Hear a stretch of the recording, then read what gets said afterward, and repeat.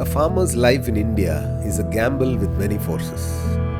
The ever-changing government policies, the unrepayable agricultural loans, rains, floods and drought, etc.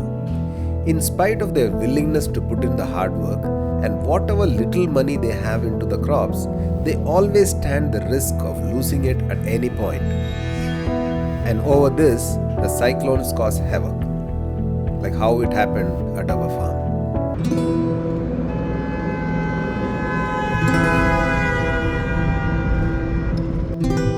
So we've just heard that there has been destruction in our farmhouse, and our shed is completely disintegrated because of heavy winds. We're talking of winds between 50 and 60 kilometers per hour. So it's a night of devastation. We're just going across in this lockdown to the farm to just see how bad it is.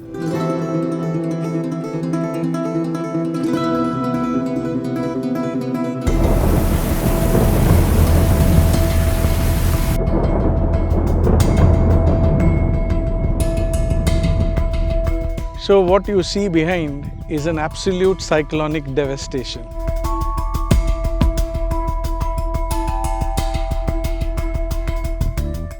This is a greenhouse with raised beds which is still being constructed, and before that we had constructed the whole thing where we put the green cloth, and on top of it we had the plastic shade. Now if you see, the sky is open and the green shade at certain places have come off, and that's because of the cyclonic winds. It caused total destruction to the whole structure. The roofing material was totally gone, torn in different places and hanging down from the roof. The steel structure itself was bent in many places and even broken in some joints. Welding here, and there is no welding over here, so this is not a strong weld. This is a weak weld. The chances of this breaking is much.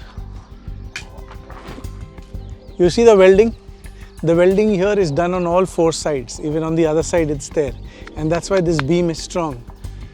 But when you see this welding is not done right. He's done it only on one side and he's left this side, and he's not welded the top side as well. And because of that, this particular beam is not strong, and that's how we have got the breakages on the weld points above, because they were not done well enough.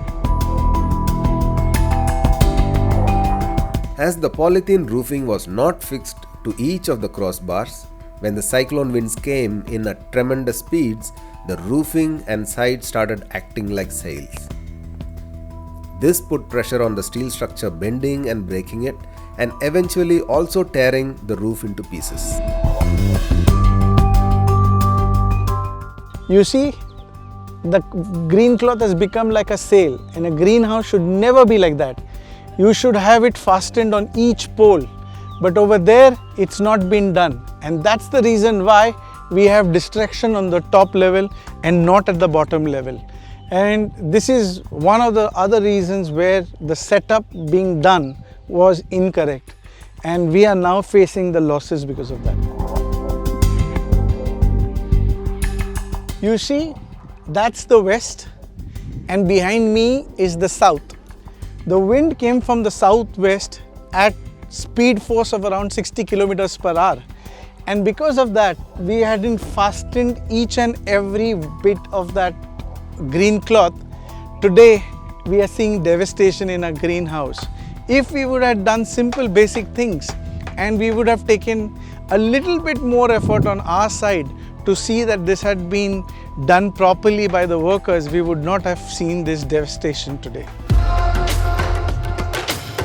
Our learning from the destruction was this: when you custom design a structure, you better be there in person throughout the process to micromanage it.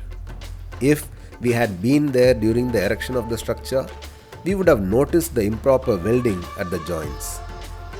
And during the installation of the roof, we would have ensured that the rails were laid to fix the roofing and shade net at every pole. We have called the local fabricator to assess the damage and come up with a fix for the damaged structure. Also, we are in talks with Mahindra for a comprehensive solution for our greenhouse roofing and sides.